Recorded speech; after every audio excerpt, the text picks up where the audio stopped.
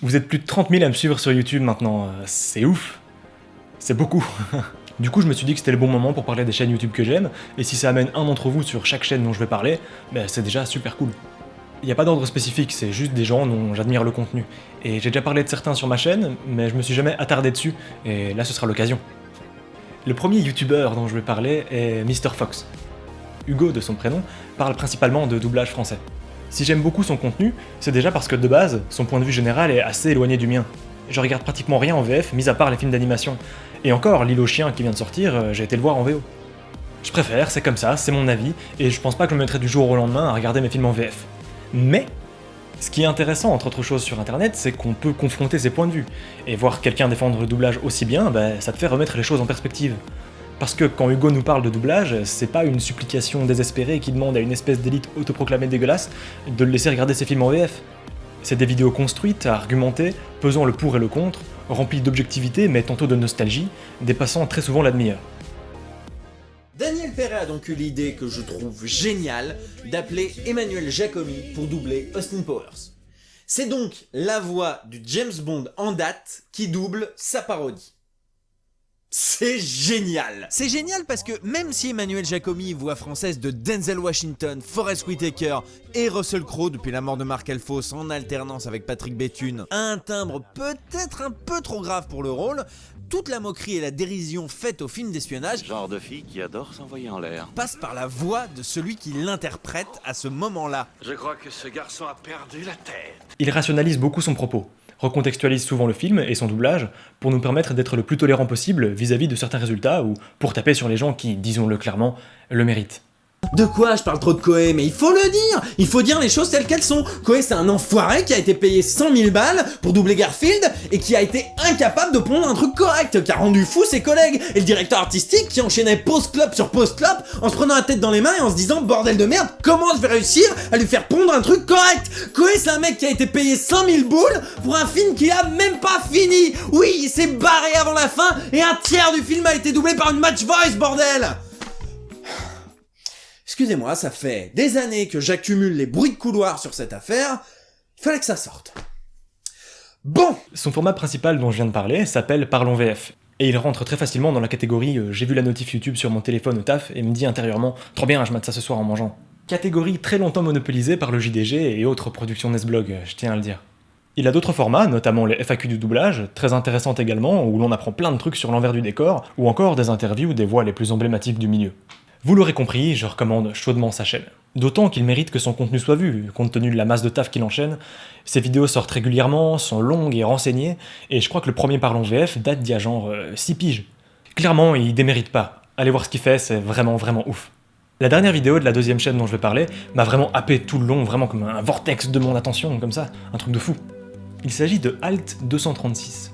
Honnêtement, c'est pas une chaîne que j'ai séché à fond, et j'ai encore plein de trucs à voir, j'ai pas du tout vu, mais les seuls que j'ai vus m'ont tellement retourné que franchement, j'étais obligé.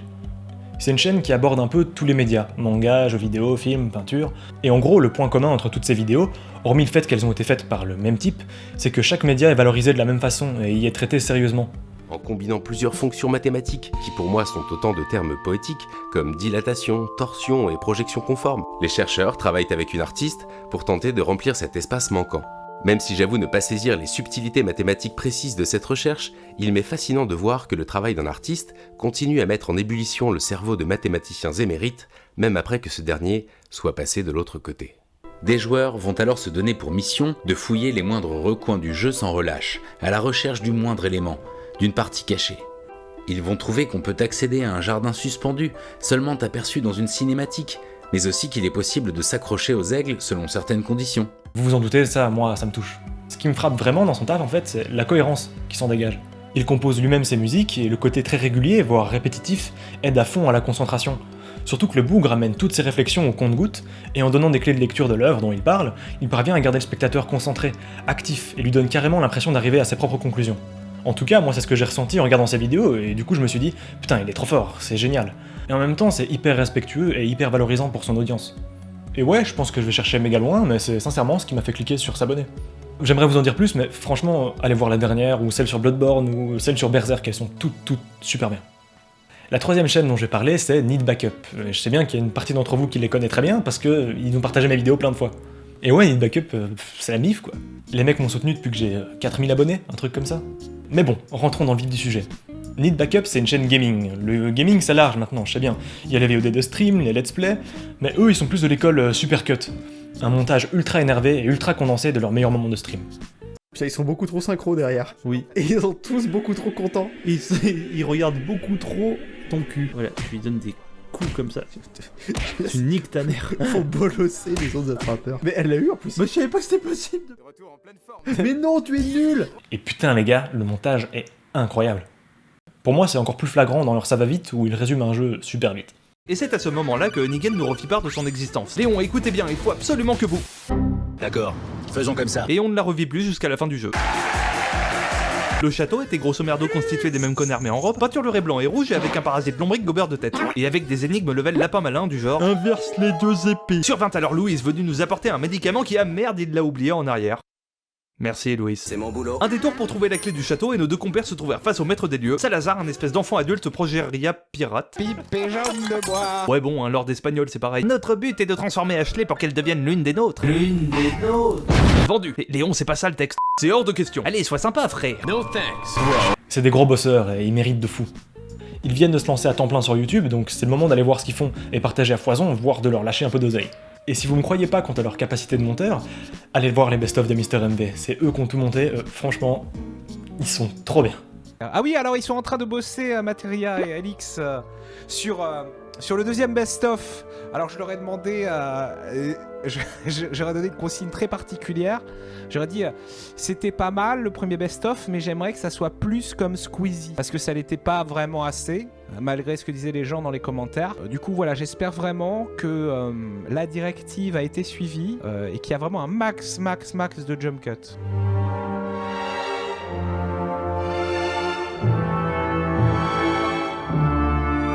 Allô?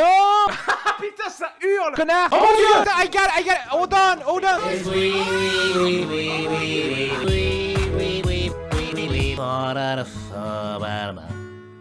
Oui, bon, on s'emmerde, quoi.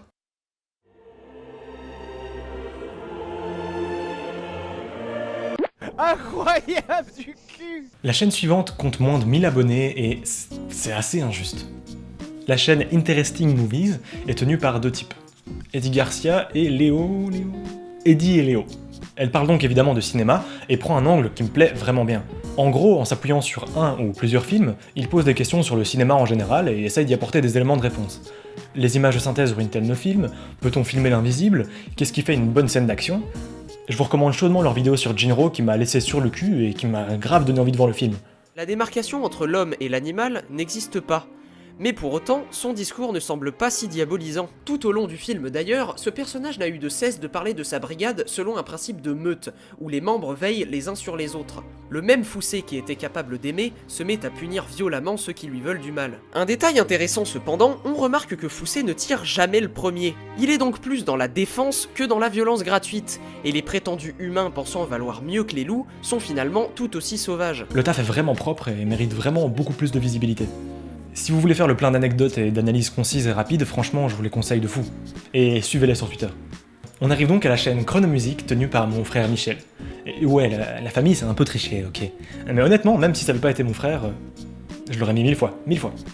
Sa chaîne, comme son nom l'indique, parle de musique, très vite.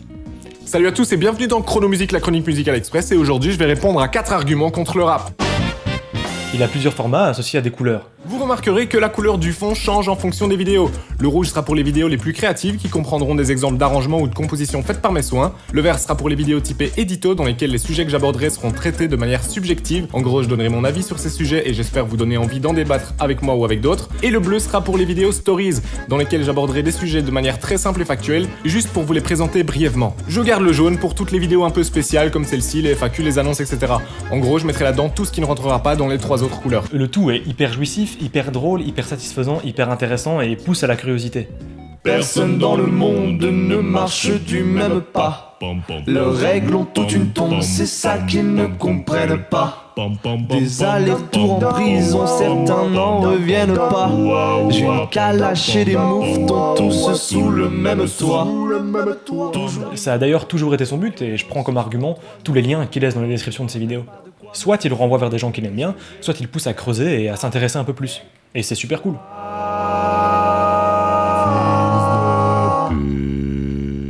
Mais le plus cool pour moi reste tout de même ses vidéos édito sur le rap où il parle d'artistes qu'il apprécie, et pourquoi ? Parce qu'il y a rien de plus cool sur YouTube que de voir les gens parler des choses qu'ils aiment. En gros, sa chaîne c'est plein de punchlines, plein de créativité, de sujets intéressants, et le tout sans vous prendre pour des cons ou des chèvres. Bref, c'est la famille, il est hyper fort, et même si vous n'avez pas vraiment d'intérêt pour la théorie musicale, je suis sûr qu'il va vous intéresser en moins de temps qu'il en faut pour dire Hans Zimmer. Évidemment, il y a pas mal de chaînes anglophones que j'aime beaucoup, sur lesquelles je compte pas m'étendre non plus. C'est pour ça que je les ai fait défiler avec un petit descriptif, parce que je préfère vraiment parler des chaînes francophones et donner un mini coup de pouce aux gens que j'estime. Je vais finir en regroupant plusieurs chaînes dont je suis hyper fan, et qui s'adressent plus ou moins au même public. Alors, il y a Mikael, Pseudoless, Monsieur Plouf, Atomium, Game Next Door, Un Drop dans la Mare et Pause Process. Ce sont des chaînes somme toute assez différentes, mais qui parlent toutes de jeux vidéo, sérieusement et avec un ton qui me parle pas mal. Donc il y a de tout, de la critique, de l'analyse de game design, de la découverte, du journalisme à charge ou de l'analyse de marché. Ce sont des gens qui voient le jeu vidéo comme j'aime le voir et qui en parlent comme j'aimerais qu'on en parle plus. Je suis bien sûr pas du tout le temps d'accord avec eux, mais c'est ce qui me plaît aussi, et pouvoir recouper des opinions sur l'actualité ou sur un jeu entre des personnes dont j'estime le point de vue, ça aide à se conforter dans son avis ou à le confronter et avoir une vision qui tend plus vers l'objectivité. C'est aussi pour ça que je regarde et que j'adore Durandal par exemple. Tout ça pour dire qu'avoir un avis, ça empêche pas de s'intéresser à celui de quelqu'un d'autre, et cette autre personne, quand elle défend son point de vue, elle insulte pas votre mère, donc prenez ce qu'il y a d'enrichissant dans chaque opinion et faites-vous votre propre idée. Et je pense que les chaînes que je viens de citer sont très recommandables pour se forger une opinion dans le jeu vidéo. Je tiens à dire quand même que si j'ai choisi ces chaînes, c'est parce qu'en plus d'être ultra qualitatives et passionnées, je pense que les gens derrière sont des personnes cool. Et c'est hyper important pour moi parce que c'est ce qui fait que je m'abonne et c'est ce qui fait que je reviens quoi, en gros sur la chaîne. Bon, pour Michel de Chronomusique, je le sais, tu vois, je suis sûr. Encore heureux. Mais dans le peu que les gens dont je viens de parler laissent transparaître, je vois des gens cool. Quitte à montrer de l'intérêt pour des créateurs et à vous renvoyer vers eux, autant qu'ils soient sympas. Merci à tous de vous intéresser à ce que je fais, j'espère que les créateurs dont je viens de parler vont vous plaire, en tout cas ils le méritent 1000 fois. Moi je vous dis à la prochaine, salut!